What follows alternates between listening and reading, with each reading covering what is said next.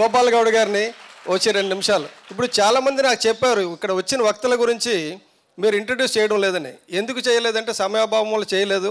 వీళ్ళు ఎవరన్నది మీరు తెలుసుకోండి, మీరు నెట్లో చూసుకోండి, మీ పేపర్ల పైన ఉన్నాయి, ఫోటోల పైన ఉన్నాయి.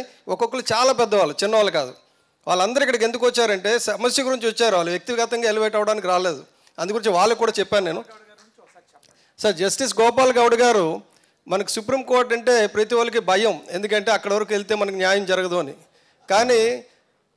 కానీ సింగూరు భూములకు సంబంధించి ఒక ప్రభుత్వం, రాష్ట్ర ప్రభుత్వం భూసేకరణ చేసి టాటా నానో కంపెనీ వాళ్ళకి ఇస్తే ఆ ఇచ్చిన ల్యాండ్ని వెనక్కి తిరిగి ఇచ్చేయమని చెప్పి 10 సంవత్సరాల తర్వాత, అంటే మీరు భూమి ఉంది, మీ భూమి ఎక్వైర్ చేశారు, వేరే వాళ్ళకి రిజిస్ట్రేషన్ అయిపోయింది, ఆ ప్రాజెక్ట్ అక్కడ మొదలయ్యింది, కానీ 10 ఏళ్ళ తర్వాత ఆ భూమి తిరిగేసి వాళ్ళకి ఇచ్చేయమని చెప్పేసి జడ్జిమెంట్ ఇచ్చారు.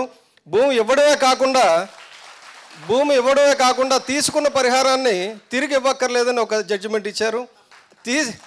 తిరిగి ఇవ్వకుండా కాకుండా ఎవరికైతే మన డబ్బులు ఇవ్వలేదో వాళ్ళకి వడ్డీతో సహా డబ్బులు తిరిగి ఇవ్వమని చెప్పారు. భూమి వెనక్కి ఇచ్చేయాలి, డబ్బులు వెనక్కి ఇచ్చేయాలి. సో ఇల్లీగల్గా భూసేకరణ చేసిన వాళ్ళకి వాత పెట్టిన వ్యక్తి ఈ దేశంలో ఎవరైనా ఒక జడ్జి ఉన్నారంటే, నిజంగా న్యాయం డెలివర్ చేసిన జడ్జి ఎవరైనా ఉన్నారంటే జస్ట్ గోపాల్ గౌడ్ గారు మాత్రమే. ఆయనకి ఈ రాష్ట్రం పట్ల ఎంత భక్తి అంటే ఇప్పటికి ఆయన 4 సార్లు వచ్చారు ఇక్కడికి. వచ్చి ఏమయ్యా మీరు అందరూ ఎలా నిద్రపోతున్నారు, ఏం చేస్తున్నారు, అక్కడ ఇంత నాశనం చేస్తుంటే మీరు ఎలా చూస్తున్నారు, మీరు మనుషులు కాదా, మీరు గడ్డి తింటున్నారా అని నానా బూతులు తిడతారు, నన్ను భరిస్తున్నాను. అది ఆయనకు అంటే ఆయన గురించి ఉపోద్ఘాతం చెప్పాలంటే చాలా పెద్దది ఉంది. ఈ ఒక్క ఉదాహరణ చాలు మీకు, ఎందుకంటే అలాగే అది ఆయన చెప్తారు, మళ్ళీ నేను చెప్పి సార్ ఉన్నట్టు.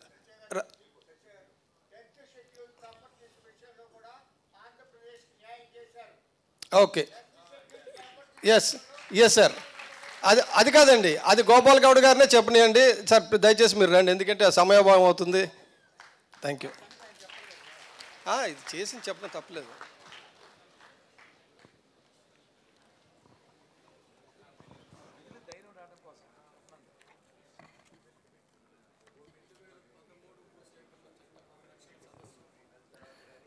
వేదిక పైన ఉండే ఫిలిం స్టార్ అయిన తర్వాత ప్రజానీకానికి నాయకత్వం ఇచ్చేదానికి వచ్చిండే ఇట్లా పవన్ కళ్యాణ్ గారు.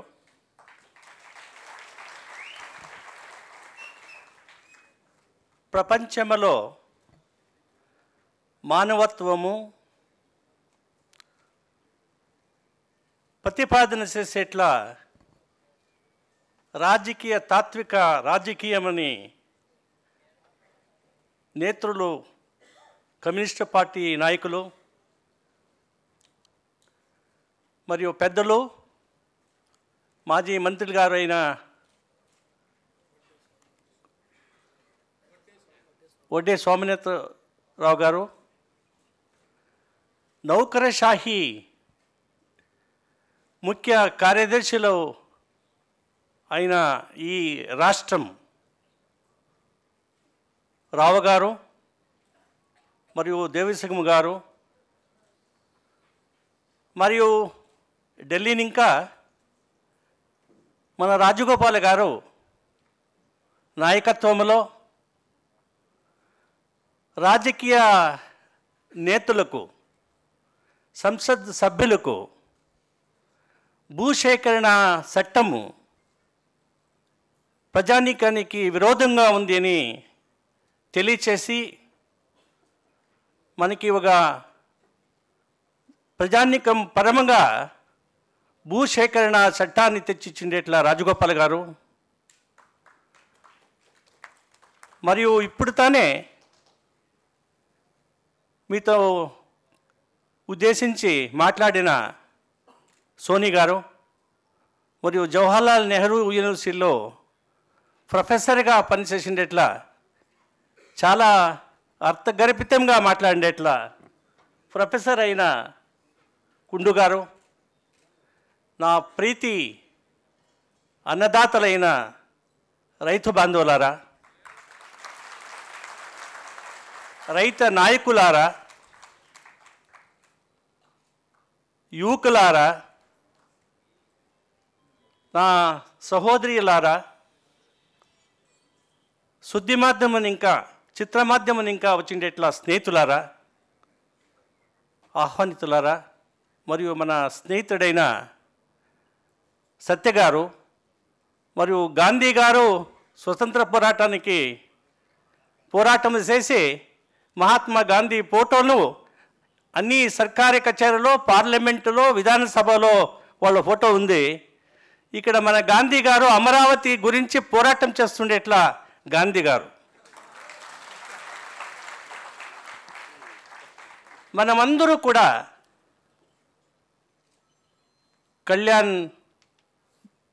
పవన్ కళ్యాణ్ గారిని మన ఆత్మసంతోషమును ఇంకా వాళ్ళతో అభినందించాలి. ఈ పట్టణానికి నేను ఇది 3వ తొరి ప్రయాణం చేసినాను. ఈ భవనంలో 2 తూర్లు నేను మాట్లాడినాను. మాజీ మంత్రిగారు అయిన రావు గారు ఒక పెద్ద సమ్మెని ఈ నగరంలో పెట్టినారు. ఆ రోజు కూడా నేను వచ్చినాను. నేను ఒక రైతు బిడ్డ.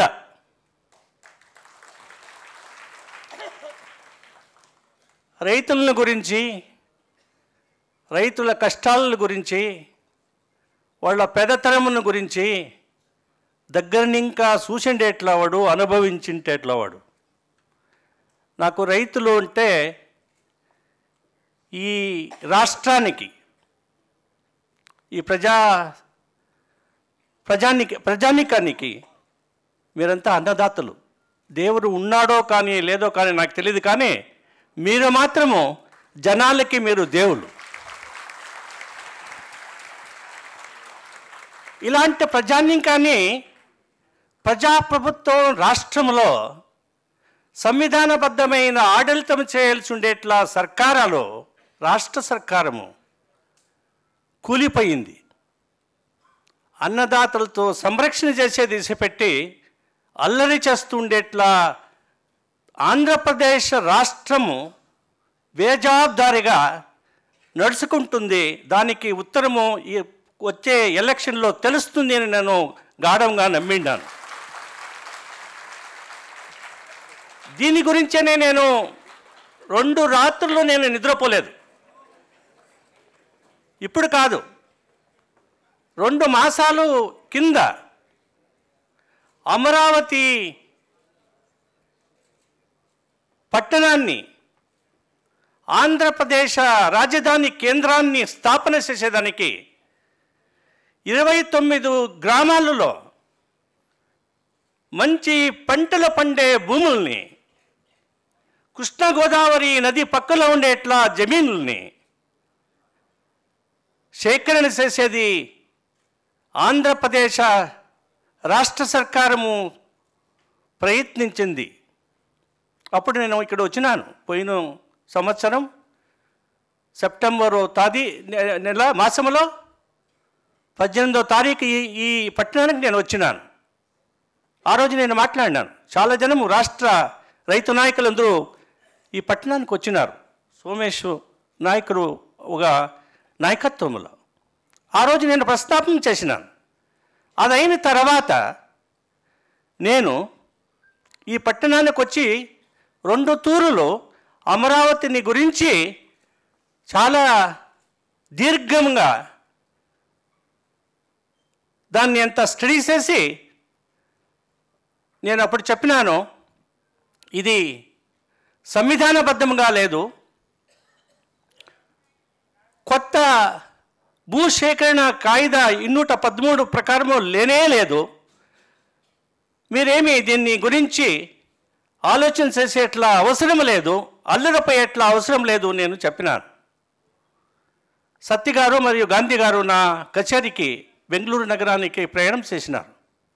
వాళ్ళతో నేను 5 గంటల సమయము వాళ్ళతో నేను కలుసుకొని సంవిధానంలో ఉండేట్లా రైతులకు హక్కులు, ఈ భూసేకరణ చట్టంలో ఉండేట్లా సంరక్షణల గురించి దీర్ఘముగా వాళ్ళకు తెలియచేసిన. అదైన తర్వాత ఇంకొక లాయర్లు మరియు రైతు నాయకులు అని చెప్పుకునేట్లా వాళ్ళు నా దగ్గరికి వచ్చి 2 తూర్లు 5 గంటలు 10 గంటలు కాలం వాళ్ళతో సమయము నేను కలిపినాను. వాళ్ళకి ఒక మంచి రిట్టు అర్జీ కూడా తయారు చేసి ఇచ్చినాను.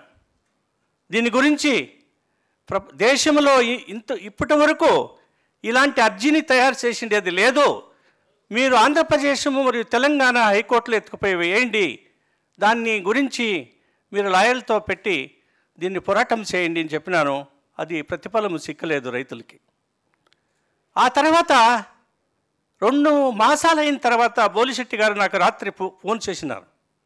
1:30 గంట టైము నా మొబైల్ ఫోన్లో బెడ్పై నేను పనుకొని ఆయన చెప్పినాడు, ఇప్పుడు చాలా రైతులకు ఇబ్బంది అయింది, సమస్యలు వచ్చినాయి, కష్టపెడుతున్నారు, పోలీసులు దౌర్జన్యాలు నడుస్తున్నాయి, స్టేట్ టెర్రరిజం నడుస్తుంది ఇక్కడ అని చెప్పినాడు. అప్పుడు నేను బోలిశెట్టి గారిని బాగా తిట్టినాను.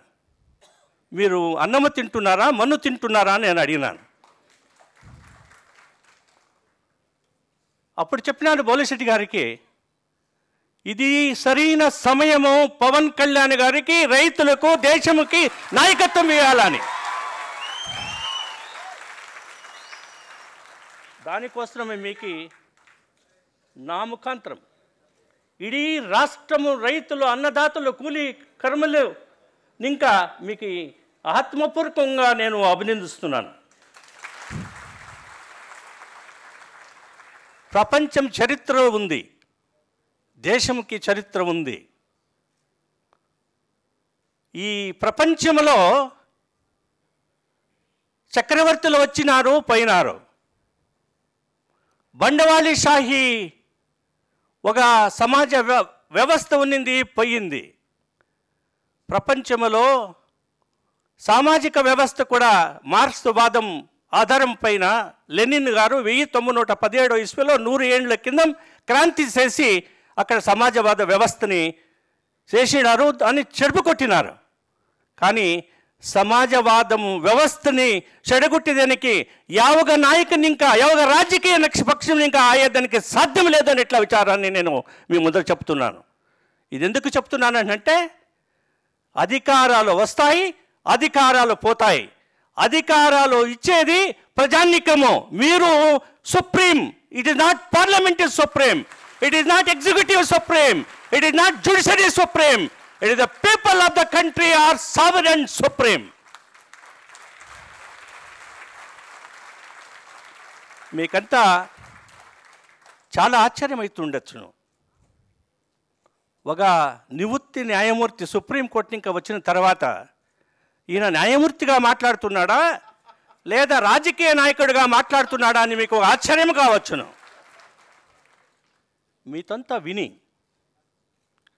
మీ కష్టాలను నేను దీర్ఘంగా ఇనుపుకొని నా హృదయము మీటిస్తుంది, నా హృదయంలో బాధ కలుగుతుంది కాబట్టి నా హృదయపూర్వకంగా నేను మాట్లాడుతున్నాను మీ ముందర. ఈ దేశం ప్రజాప్రభుత్వ వ్యవస్థ. 200 ఏళ్ల కాలం బ్రిటిషులు మనతో ఆడుకున్నారు, వ్యాపారం చేసినారు, మన ఖనిజ సంపత్తిని మానవ సంపత్తిని అంతా దోచుకొని పోయినారు. గాంధీ, పండిత్ జవహర్లాల్ నెహ్రూ, ఈఎంఎస్ నమూద్రిపాడు గారు, రైతు నాయకులు, యువకులు, న్యాయతజ్ఞులు, ఉపాధ్యాయులు, మా సహోదరులు, భూస్వాములు, ఔద్యమికగారులు అందరూ చేరి బ్రిటిషుల్ని తొలగించారు. ప్రజాప్రభుత్వం మేము తీసుకున్నాము 1947 ఇస్వీలో. 71 సంవత్సరంలో ప్రజాప్రభుత్వము కింద రాజ్యభారాలు నడుస్తున్నాయి. ఏమిటి రాజ్యభారము?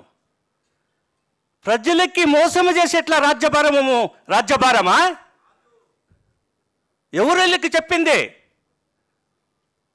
ప్రజలు అంటే ఏమి? ప్రజాప్రభుత్వం అంటే ఏమి? ప్రజాప్రభుత్వం అంటే జనాల కోసం, ప్రజాని కోసం, ప్రజలను ఇంకా ప్రజల కోసం ఉండేట్లదే ప్రజాప్రభుత్వము. 60% కృషి పైన ఆధారపడి ఉండేట్లా రైతు కుటుంబంలో రైతు కార్మికుల్ని వాళ్ళందరినీ మోసం చేసేట్లా భూములన్నీ 56 ఎకరాలు 29 గ్రామాల్లో ఉండేట్లా రైతు కుటుంబాలంతా సర్వనాశనం చేసేది రాజ్యభారమా? సంవిధానం నీకు లేదా? శాసనాలు లేవా? చట్టాలు మీకు లేవా? మీతో ప్రశ్న చేసేట్లా జనాల్లో లేరా అని వాళ్ళు తెలుసుకోవంటే చాలా అమాయకులని నేను ఈ సందర్భంలో వాళ్ళకి తెలియచేస్తున్నాను. ఇక్కడ వాళ్ళు ఏజెంట్లు, ఇంటెలిజెన్స్ వాళ్ళు ఉంటే ఈ రిపోర్ట్ని సంబంధ పట్టించే వాళ్ళకి ఇవ్వాలని చెప్తున్నాను.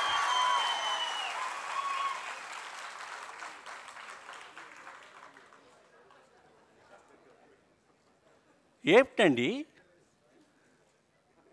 పులిలతో చెలగాటమాడుతున్నారా?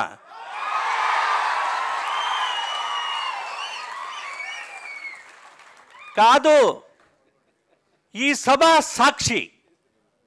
ఈ సభలో ఉండేట్లా నాయకులు, బుద్ధిజీవులు సాక్షి. సర్కారం వాళ్ళు తెలుసుకోవాలి ఈరోజు.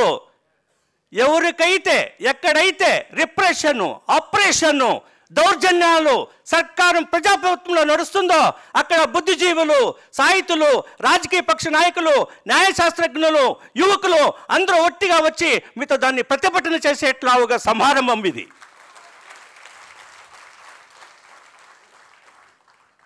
నేను తెలుసుకుంటాను ఈ విషయాన్ని దీర్ఘంగా ఆలోచన చేస్తారు ముఖ్యమంత్రి గారుని. ఆలోచన చేయలేదంటే పతనము గ్యారంటీ అని చెప్తున్నాను.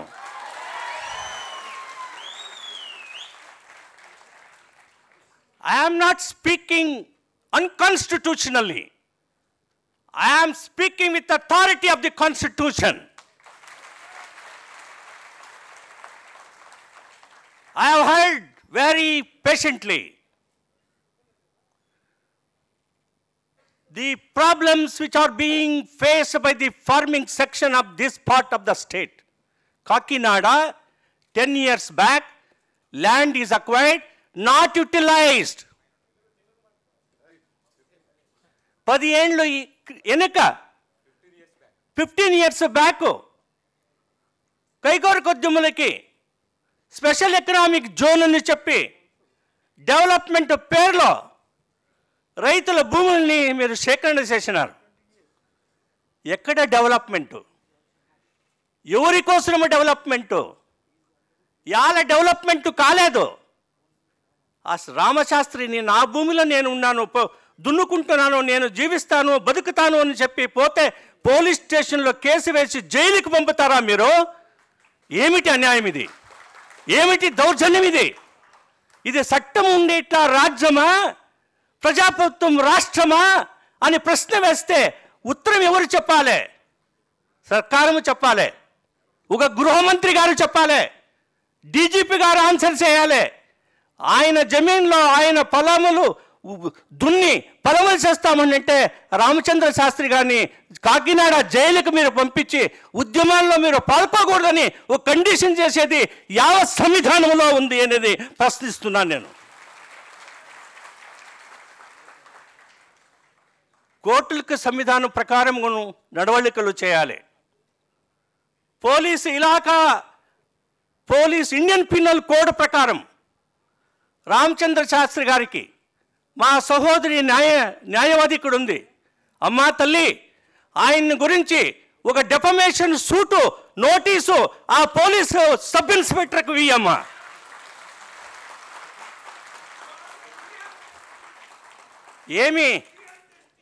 ఏమండి, ఈ దేశంలో చట్టాన్ని సంరక్షణ చేసించే, గౌరవించే ప్రజానీకం లేదు అనుకున్నారా? మేమున్నాము, మీకు అన్ననీడుగా మేము నిలుస్తాము అని చెప్పేట్ల విచారణ చెప్తున్నాను. మన పిఐఎల్ పబ్లిక్ ఇంట్రెస్ట్ లిటిగేషన్ వేసింది ఎట్లా ఒక యువకుడు చాలా బాగా మాట్లాడినాడు. స్నేహితుడా, నాతో కలుసుకో, నా దగ్గరికి రా, నీకు ఆంధ్రప్రదేశ్లో కాదు, సుప్రీంకోర్టు కోర్టులో కూడా ఫ్రీగా ఆర్గ్యుమెంట్ చేసేట్లా ఒక లాయర్లతో మీతో పుడికి నీకు ఇస్తాను, వాళ్ళతో మీ పరంగా నేను కోరిక చేసుకుంటాను. ఇదేమి ఫ్రీ గోల్ ఇచ్చేది కాదు, ఫుట్బాల్ ఇది. నువ్వు నీ కాయిదాలు స్టేట్ లెజిస్లేటివ్ అసెంబ్లీ పవర్లో 246(2) అక్కడ సంవిధానము అనుచ్ఛేదములో మీరు శాసనము చేసి 213 ఒక భూసేకరణ కాయిదాన్ని బుల్డోజ్ చేస్తాను నువ్వు అనుకోంటే నువ్వు పొగులు కనసును తెలుసుకుంటున్నావు. పొగులు కనసు వస్తుంది అంటే స్వప్నము, కళ పొగులు కళ కంటున్నావా? పొగులు కళ కంటున్నావా నాయనా? దాన్ని చెప్తాను. ఆ శాసనము ఊర్జితము లేదు అనే విచారాలని సుప్రీంకోర్టు తీర్పుల ముఖాంతరముగా మీ ముందర నేను చెప్పపోతాను. ఏమిటండి 213వ కాయిదా 120 ఏళ్ళ కాలం రైతాపి జనాలు పోరాటము చేసి 1894 భూసేకరణ కాయిదా ఆంగ్లంలో రచన చేసిన ఎట్లా ఒక చట్టం. ఆ చట్టము రైతుల విరోధి, ప్రజానీకం విరోధిగా ఉంది కాబట్టి మీరు వేరే చట్టాలు చేయాలని మన రాజగోపాల్ గారు, బుద్ధిజీవులు అలాంటి వాళ్ళు, రైతు నాయకులు, సంసద్ సభ్యులు, రాజకీయ నాయకులందరూ పోరాటం చేసి అన్ని పార్టీలు చేరుకొని యునానిమస్గా ఒక సభ్యుడు కూడా విరోధం చేయకుండా 2013 భూసేకరణ చట్టాన్ని పార్లమెంట్లో 213 ఇస్వీలో అక్కడ చట్టాన్ని చేసినారు. దానికి వ్యతిరేక్తముగా శాసనము సభలో నీ సంవిధాన అధికారాన్ని చలాయించి దాన్ని బుల్డోజ్ చేసేకపోతున్నావు నాయనా. నీది బుల్డోజ్ అయ్యేది లేదు, నువ్వు బుల్డోజ్ అయిపోయి పడిపోతావు అని చెప్తున్నాను.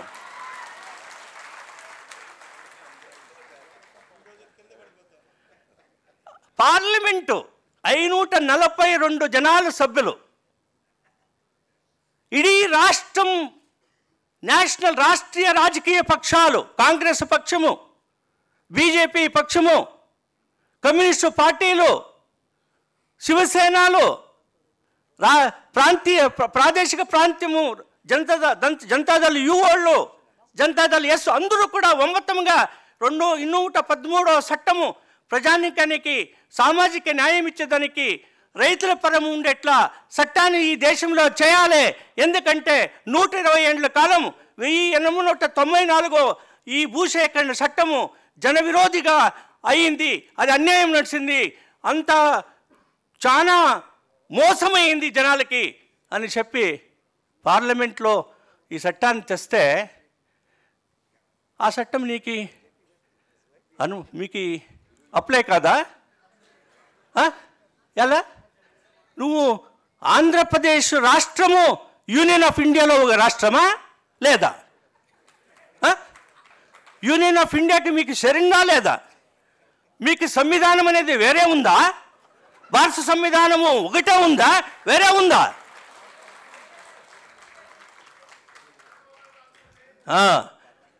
చూడండి, అక్కడ ఉండేది సమస్య.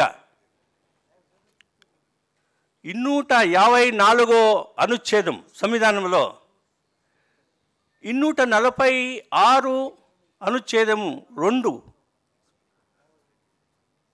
Sub article enables the state legislature to amend the law made by this Union of India.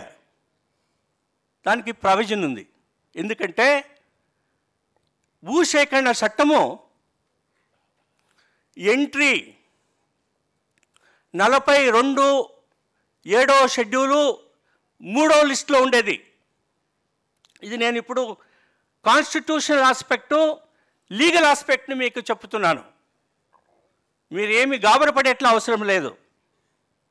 దానికోసము నేను ఒక నెల దీని గురించి చాలా స్టడీ చేసి ఆ దానికి తీర్పులు తీసుకొని పెట్టుకొని మీ ముందర నేను వచ్చి ఇప్పుడు ప్రజెంట్ చేస్తున్నాను. సో 254లో ఒకటేది ఏం చెప్తుందంటే article 1, article 254(1) of the Constitution of India says that if the Parliament law in relation to entry or entries in the concurrent list, list number 3 of 7th schedule, and law made by the state legislature from the same entry or the entries of the concurrent list, if it is contrary to the Parliament list, Parliament law must prevail. That is the law. That is under Article 254(1). But there is a rider. What is that rider? Article 254(2). Article 254(2) says, if the state legislature, in respect of the same subject matter of entry, if you enact the law, receive the assent of the President, then the state law will prevail over the Parliament law. That is the daydream of Andhra Pradesh state government insofar as the Act number 22 of 2018, where they have nullified the central law by enacting, by way of an amendment, which they got the assent of the President. That is the crux of the point here I am going to tell. Receiving the assent is not an empty formality. By writing a letter, sending the proposed amendment to the Principal Act is not sufficient. You are exercising your power, legislative power, in relation to the entries under 7th schedule, list number 42, entry number 42 of list 3 of 7th schedule. Same entry, the legislative power under Article 246, 1, 2, 3, the Parliament has enacted. Parliament law versus state law. Which enactment must prevail speaks of Article 254(2). If the assent is received, then state law must prevail, but still there is a rider. What is that rider? If the state law, Parliament law and the state law on the same entry exercise of a respective legislative power, if the law of the Parliament, law of the state legislature, there is a proviso to Article 254(2). The proviso says the Parliament is empowered to enact the law, to repeal the state law, modify the state law, or clarify the state law is the proviso. Supreme Court, way back in 1954, in Deep Chand case, the Constitution bench, 5 judges, they say, whether you enact law, don't enact law, after the state law, if there is a repugnancy between the Parliament and the state legislature, to that extent, state law is a nullity, void ab initio in law. This is the law. Now, I told you, receiving the assent is not an empty formality. There, the state legislature has got a very duty. The duty of the state legislature is, while you are seeking assent to have the upper hand over the Parliament law, not to have inconsistency, not to have the central law prevail over the state law, you are required to state, these are the provisions which are repugnant to the Parliament law.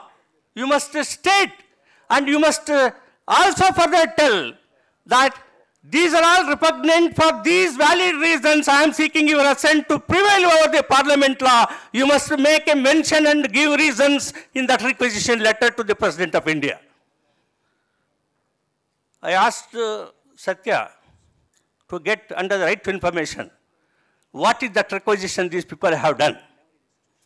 No doubt, it is undisputed fact. There is a repugnancy between the parliament law and the state law, and the same subject matter, same subject entry 42. What is that? Here, in the 2013 Act, I will read what is the object of the state, the object of the parliament law. Please listen. Very important. There is a major contradiction, major conflict between the parliament law and the state law. What is the object of 2013 Act? Which completely states an act to ensure, please give me water, an act to ensure, this is 2013 Action to Parliament Law, an act to ensure in consultation with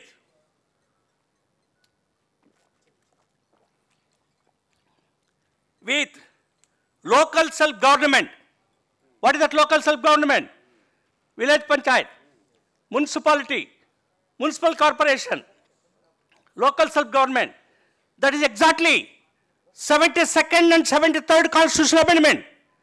Article 243 ZD, District Committee, Planning Committee, Metropolitan Planning Committee, 243 ZE.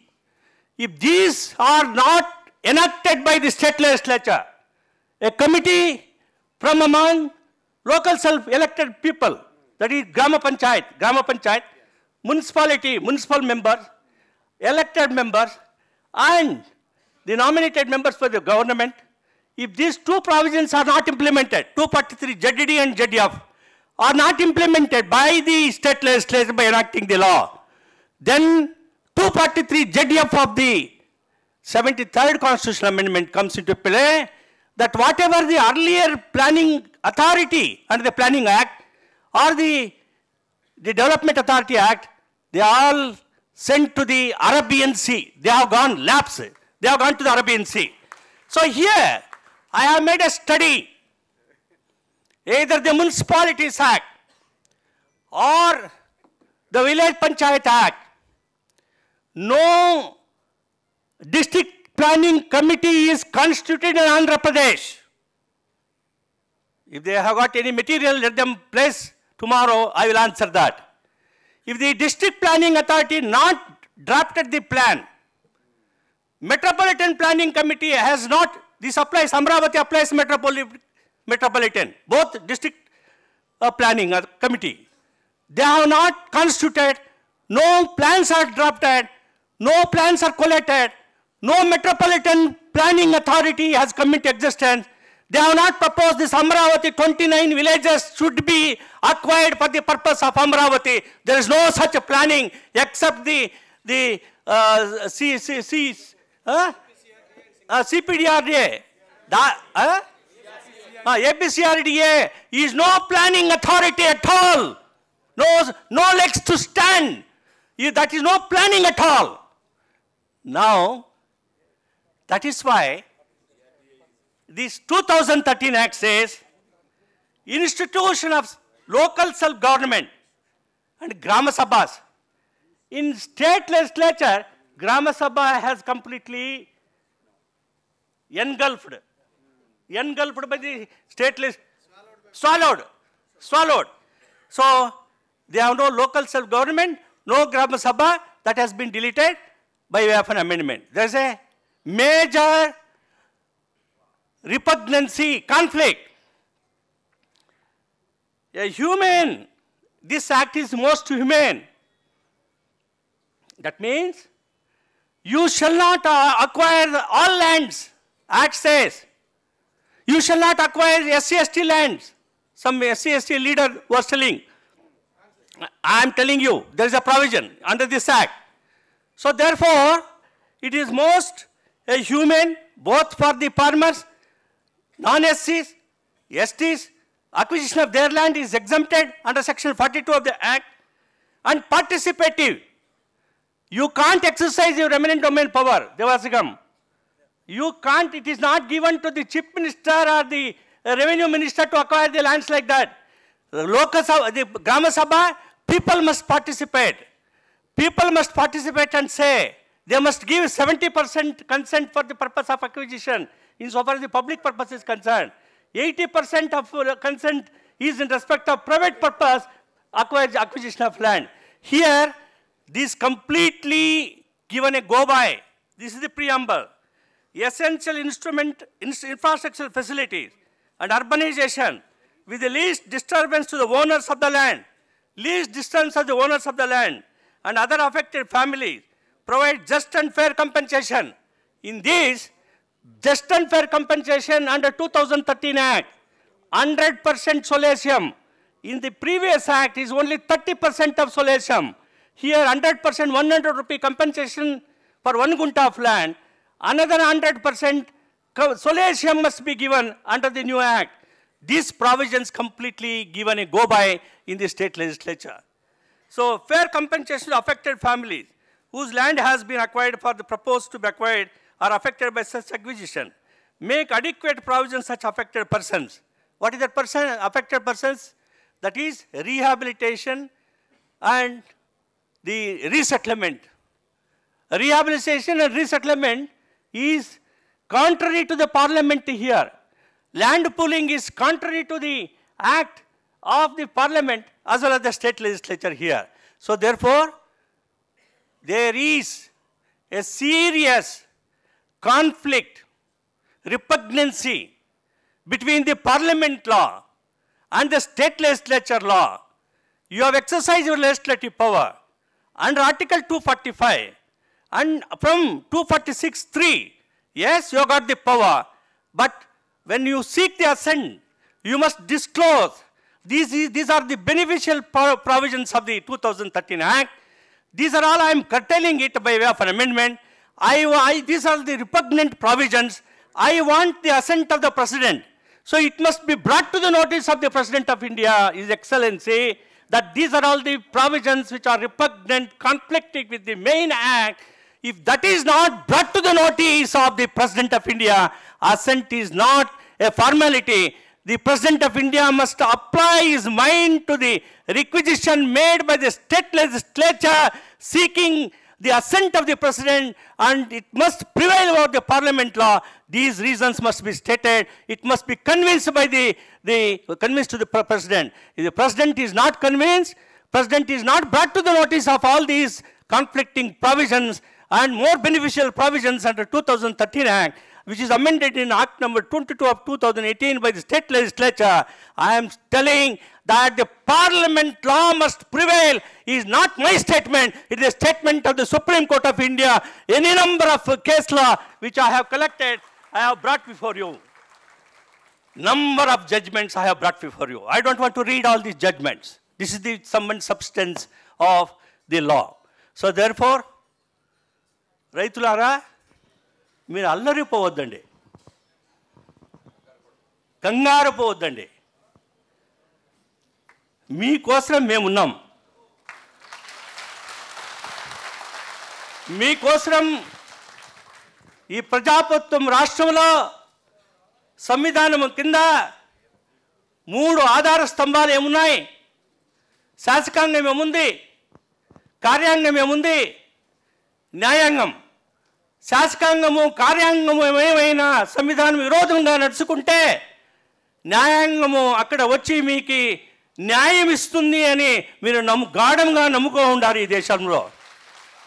ఈ దేశంలో కొన్ని పొరపాట్లు నడిచినాయి, కానీ ఈ దేశంలో preventive డిటెన్షన్లు కానీ, ఎమర్జెన్సీలో డిటెన్షన్లు కానీ, మహిళల హక్కుల గురించి కానీ, కార్మికుల హక్కుల గురించి 1990 ఇంకా మారుపాట్లు సుప్రీంకోర్టులో నడిచినాయి.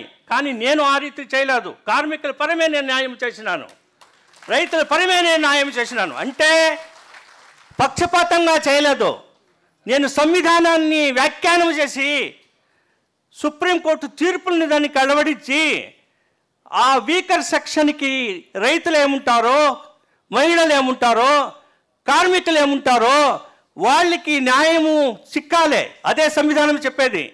ఏమంటే needy people must be render justice అనేదే కాన్స్టిట్యూషన్లో ప్రియాంబుల్లో ఉండేది. సామాజిక న్యాయము మంత్రము యావది మార్నింగ్ 4:30 గంటలకి మన హిందువులంతా అదేమి మంత్రం, అది గాయత్రి మంత్రము, మన ఇస్లాం సుప్రభాతం తిరుపతిలో బాగుంటుంది. అదే రీతిగా మన ఇస్లాం బంధువులు 1 గంటకి 5 గంటలకి నమోజ్ అవుతారు కూడా. అలాంటి అన్ని మతీయ ధర్మస్థులకి సంవిధానం పైన రక్షణ ఉంది. ఈ దేశంలో న్యాయాంగం ఉంది. ఆ న్యాయాంగం ఉన్న దానికోసమే సింగూరులో 10 ఏళ్ళు అయిన తర్వాత లక్షాంతర జనాలు రైతు కుటుంబాలని సంరక్షణ చేసి ఇడీ ఆ చీఫ్ మినిస్టరు స్టేట్మెంట్ ఇచ్చింది. ఏమని అంటే, ఈరోజు నేను చనిపోతే నాకు మంచి స్వర్గము సిక్తుంది అని ఆమె చెప్పింది. ఎందుకంటే రైతుల గురించి పోరాటం చేస్తుంది. అలాగే పవన్ కళ్యాణ్ గారు, మీరు ఖండితంగా ప్రజాప్రభుత్వంలో ఎక్కడ మెజారిటీ ఉంటుందో మెజారిటీ జనాల్ని చేయి పట్టుకోండి. వాళ్ళు నిన్ని ఆకాశానికి ఎత్తుకొని పోతారు.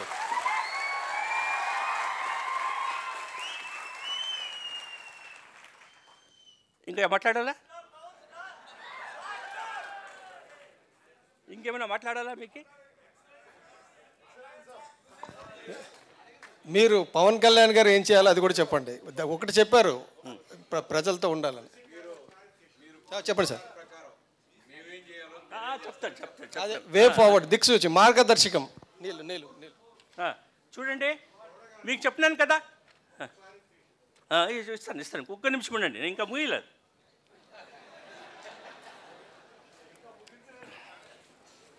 చూడండి, మీకు చాలా జడ్జిమెంట్లు ఇక్కడ తెచ్చినాను. అన్ని జడ్జిమెంట్లు నేను చెప్పకపోతే టైం లేదు, ఎందుకంటే చాలా జనం మాట్లాడేది ఉంది. ఇంకా పవన్ కళ్యాణ్ని మేము వినాలి, మన కమ్యూనిస్టు నాయకుల్ని మధు గారితో మరి సుధాకర్ గారిని కూడా మేము వినాలి, రామకృష్ణ గారిని మేము వినాలి. కొంచెం బేజారయ్యింది. 1 నిమిషము. వామపంథీయ నాయకుల గురించి నాకు కొంచెం బేజారయ్యింది. ఎందుకంటే పోయిన సంవత్సరం నేను ఇక్కడ వచ్చినప్పుడు అమరావతి గురించి రైతులకు సంకష్టాలకి నాయకత్వం మీరు వీలేదే అని బాధపడినాను. ఈ విషయాన్ని మీ రాష్ట్ర నాయకుడైన సీతారాం యెచూరి గారికి కూడా చెప్పినాను. ఇప్పుడు మీరు ఇక్కడ వచ్చి పవన్ కళ్యాణ్ జొత్తలో చేయికి కలిపినారు కదా, ఎంత సంతోషమైంది ఎట్లా విషయము. నాకు చాలా సంతోషమైంది. మీరు ఆ రావు గారు చీఫ్ సెక్రటరీ గారు చెప్పినారు కదా, వాళ్ళు రైతులు కమ్యూనిస్టులు ప్రైవేటు ఖాసగీ ఆస్తిని గురించి డిఫెండ్ చేసేట్లా పక్షం కాదు అని, అది సరిగ్గా కాదు అని ఈ విషయాన్ని మీకు అందరికీ తెలియజేస్తున్నాను. మార్క్స్ అలాంటిది ఏమీ చెప్పలేదు. మార్క్స్ కానీ మావో కానీ లెనిన్ కానీ కమ్యూనిస్టు పార్టీలు రైతుల్ని సంరక్షణ చేయకూడదని ఎక్కడా చెప్పలేదండి. ఎక్కడ తెలుసుకున్నారో మన రావు గారు, రావు గారి పేరేమి, చీఫ్ సెక్రటరీ కాదు, కృష్ణరావు గారు. నేను చెప్తున్నాను మధు గారు, రామకృష్ణ గారు, మీరు ప్రపంచంలో ఆలేట్ల శక్తి, యుక్తి మరియు రాజకీయ పొలిటికల్ ఐడియాలజీ తాత్వికంగా మీరు స్ట్రాంగ్గా ఉన్నారు. ఆ తాత్వికంగా స్ట్రాంగ్ జనాల మధ్యలో పోవాలి. మీరు పవన్ కళ్యాణ్ జొత్తలో ఇడీ ఆంధ్రప్రదేశ్ రాష్ట్రమంతా జొత్తలో తిరిగి మీరు కాకినాడ కానీ విశాఖపట్నం కానీ మచిలీపట్నంలో కానీ పోలవరంలో కానీ ఎక్కడైనా కానీ రైతులకి అన్యాయం జరుగుతుందంటే మీరు అక్కడ ఉండాలి, వాళ్ళని సంరక్షించాలి.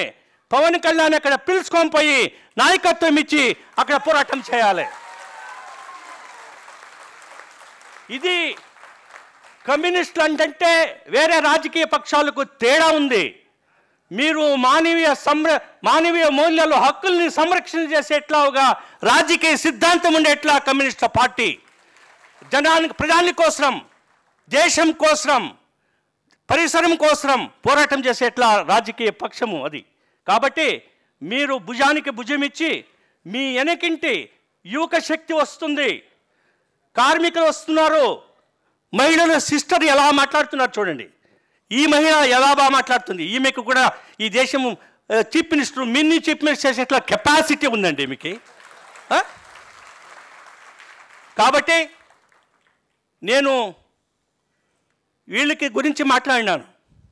మీది చాలా ముఖ్యమైనట్లా పాత్రము. సభకు వచ్చినారు, మా మాటలు విన్నారు, మీరు వెళ్ళిపోయి భయపడి మాతో కేసులు ఎక్కడ వేస్తారో, మా జమీన్ ఎక్కడ పోతుందో, మాకు పూలింగ్ ఇస్తారో లేదో అని ఏమైనా వీళ్ళకి ముద్దత్తు మీరు వీలదంటే మీ జమీన్లు మీకు రావు. మీరు అందరూ ఒగ్గట్టుగా ఉండి, మీరే కాదు మీ గ్రామాలలో రైతాపులు, మహిళలు, యువకులు, విద్యార్థులు అందరూ స్వతంత్ర భారతంలోని స్వాతంత్రానికి ఎలాంటి పోరాటాలు చేసినారో అలాంటి పోరాటము ఇప్పుడు చేయాలి ఇక్కడ అనేదే నా మనవి. ఎవరు కూడా భయపడేట్లా అవసరం లేదు. ఇది శాసనబద్ధం ఉండేట్లా, చట్టాలు ఉండేట్లా, ప్రజాప్రభుత్వము, సంవిధానంలో మీకు రక్షణ ఉంది, సంవిధానం రక్షిస్తుంది, న్యాయాలయాలు ఉన్నాయి. న్యాయాలయంలో మీకు న్యాయం ఇచ్చేదానికి మా సహోదరి చాలా బాగా స్టడీస్ చేసింది, కంపేటివ్ స్టడీస్ చేసింది ఆమె.